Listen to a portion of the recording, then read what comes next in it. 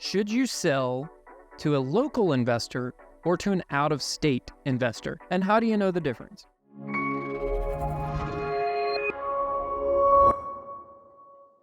Hey, it's Brad from probateresource.com. So Probate Resource, we're a real estate solutions company. We specialize in the world of probate inheritance properties, although we do buy other types of properties as well.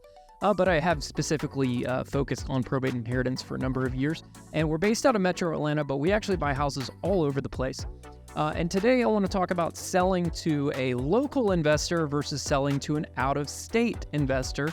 And how do you know the difference? Well, first of all, you just ask them, say, where are you located, right?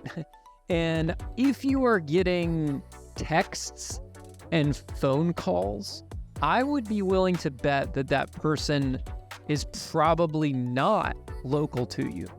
And if you are finding them online, you can obviously go look on their website and it'll typically have an office address or whatever, and that'll tell you where they're located. But why does it matter? Okay. Well, for one, a local investor is going to know your market better than anyone else. They're going to know your market better than the out-of-state investor. Secondly, what I have found being in this industry for the number of years that I have is that a lot of these virtual or out-of-state investors, their attrition rate on their deals is significantly higher than a local investor. And why is that? Well, they're in the numbers game, and their aim and their goal is to get as many leads out there as possible, get as many houses under contract as possible, and then once they have them under contract, they're going to sort of sort it out and figure out what they're going to do with them and what deal makes most sense for them. And the ones that they don't like, they're going to terminate. I've also found that, and I've done a lot of other videos about this, and is that a lot of these investors are not very good at running the numbers in their other markets. And they're more than likely going to lock you up under contract at a price higher than ultimately what they want to buy the property for. And they are going to come back and renegotiate you later to a lower price because that's their business model. I think it's kind of a sleazy business model, in my opinion, sort of leading people on and locking them up at one price and then coming back and then asking them for a reduction in price later. You sort of create false hope and you sort of set them up to thinking they're going to get more than they're going to get, and ultimately you're just going to sort of pull that rug out from under them. I think that's wrong. I wouldn't want someone to do that to me, so I don't run my business that way. We try to give you the most accurate offer upfront as possible. That's not to say that I'm good 100% of the time, because there have been times where we have had to ask for a reduction. Ironically, in the very rare occasions where we've had to do that, it was because we've discovered some either structural or termite damage to the property that actually we didn't see in our initial sort of walkthrough. But for the most part, we've bought so many deals and we've looked at, I've analyzed thousands, if not tens of thousands of real estate deals.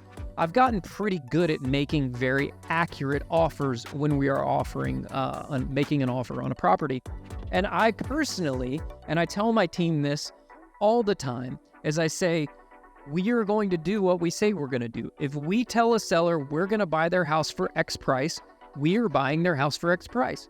And there have been times where I have actually paid a little bit more for a house than I should have because I didn't want to break my word to the seller. I didn't want to come back and say, no, I need a reduction because of X, Y, and Z. Would the seller have given me the reduction? Maybe, maybe not. I don't really know.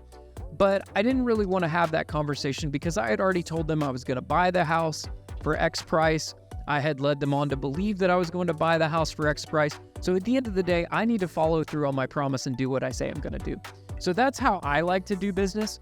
Now, you also said, hey, Brad, you're an out-of-state buyer too because you're national and you buy houses all over the country. And the answer to that is actually the way I have my business structured is I work in the markets outside of Georgia, as I have one or two strategic investor partners in the other markets outside of Georgia and other places, and I only work with that investor. And the reason I only work with that investor is because I was extremely diligent about interviewing and making sure that that investor partner was the right fit.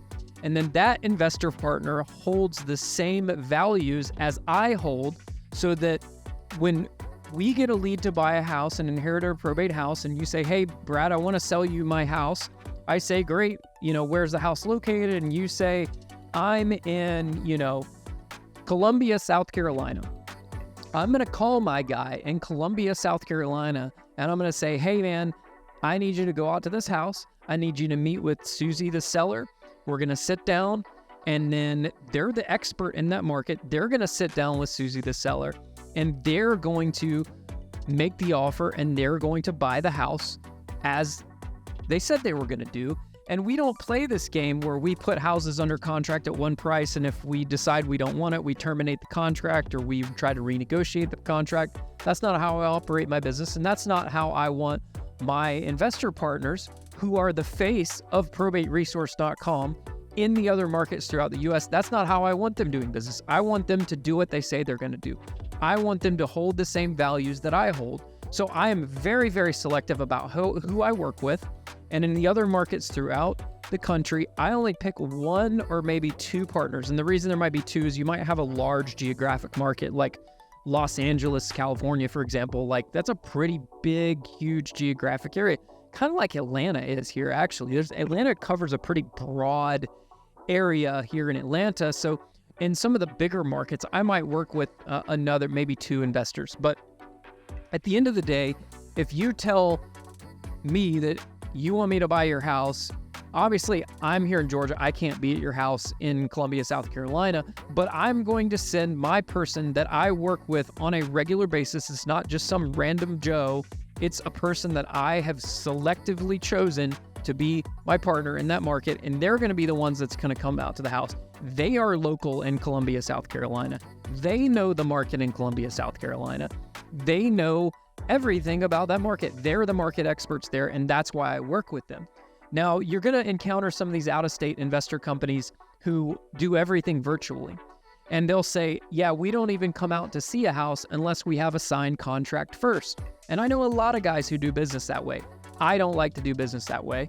And these guys are going to make you an offer over the phone. And I would be willing to bet that 9 times out of 10, they are going to come back and they're going to ask you for a price reduction on that contract, or they're going to terminate that contract altogether during the due diligence period.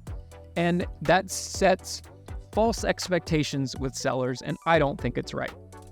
So whether you've inherited a property or not, if you have a property that you need to sell and you want to work with a trusted company who does what they say they're going to do, we'd be happy to be that company. So if you want to fill out the web form there on our site, if you've got a property that you want to sell, I'd be happy to talk to you about that property.